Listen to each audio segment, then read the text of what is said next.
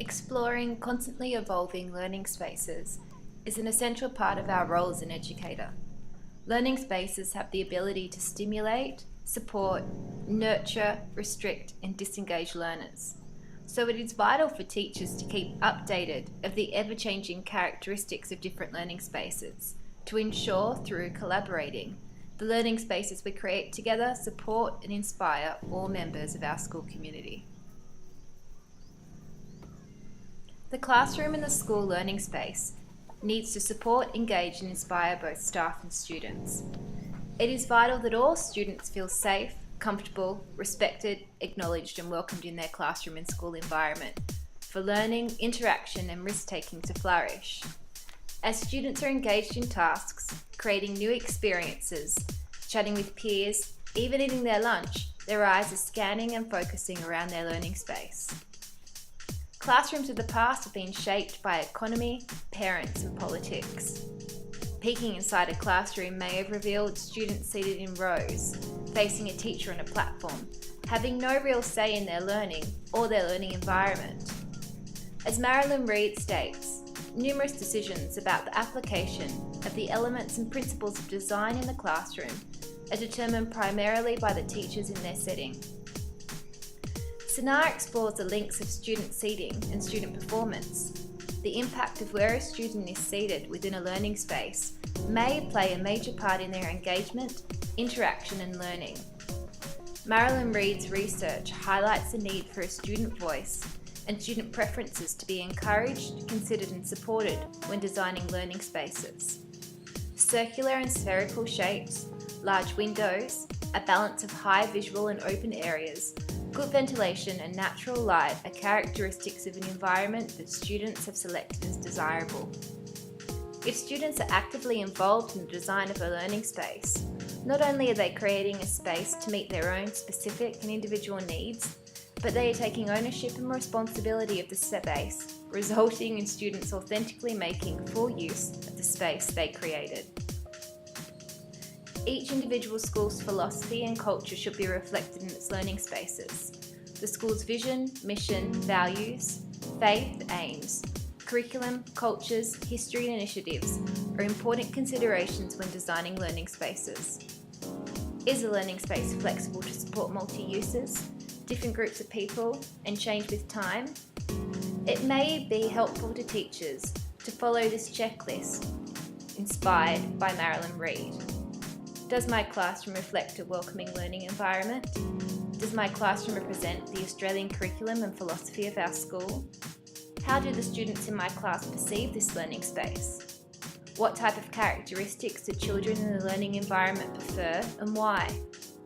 How may I bring the outside environment into the classroom? Links to the outside world are imperative for teachers and students. Excursions, incursions and involvement in the local community are a great way to take learning beyond the four walls of the classroom.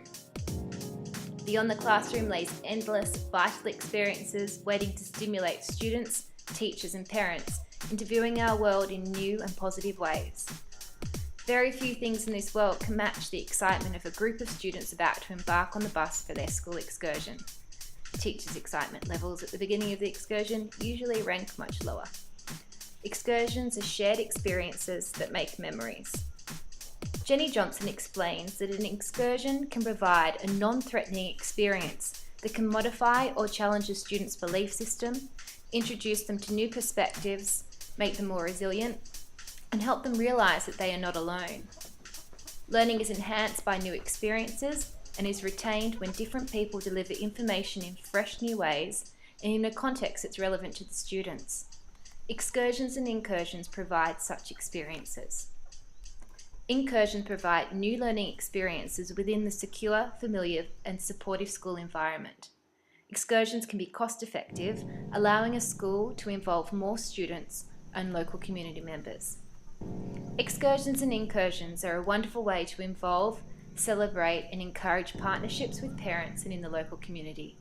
Cultural groups, local parks, pools, libraries, nursing homes, kindergartens, community groups and businesses are some examples of groups that could form communities of practice with students, classes and teachers. Excursions and incursions provide new experiences that can be brought right back into the classroom and school learning space. Perhaps students inspired by an excursion to the botanical gardens may use their newly acquired knowledge and skills to create a school garden. Through inviting the local nursing home to join the class in their incursion of a travelling theatre company, students may have developed relationships to invite members of the nursing home back to help develop and care for the garden. Plants grown in the garden may be used by class parents of various culture groups to cook traditional meals with the children, in which the students can create a recipe book to share with the local nursing home. Opportunities to share new knowledge with others should be encouraged. It is vital that the student's voice is heard when choosing, planning and reflecting on excursions and incursions. Staff also benefit from professional development held both in the school grounds and outside of school. Interaction with teachers from near and far communities inspires, encourages and supports. Visiting a new setting provides new experiences and an opportunity to further develop socially and emotionally with each other. As Jenny Johnson says, your staff and students can enter the room as individuals and leave as a united group, having a shared experience and gained mutual understanding and empathy. Electronic whiteboards, computers, laptops, iPads, iPhones, iPods, tablets, digital cameras and toys. These electronic learning spaces are easily accessible, forever changing and constantly updating. Love them or hate them, electronic learning spaces are here to stay. Over 6 billion people have access to a connected mobile device, and for every one person who accesses the internet from a computer, 2 do so from a mobile device. Mobile technology is changing the way we live, and it's beginning to change the way we learn. UNESCO on mobile learning.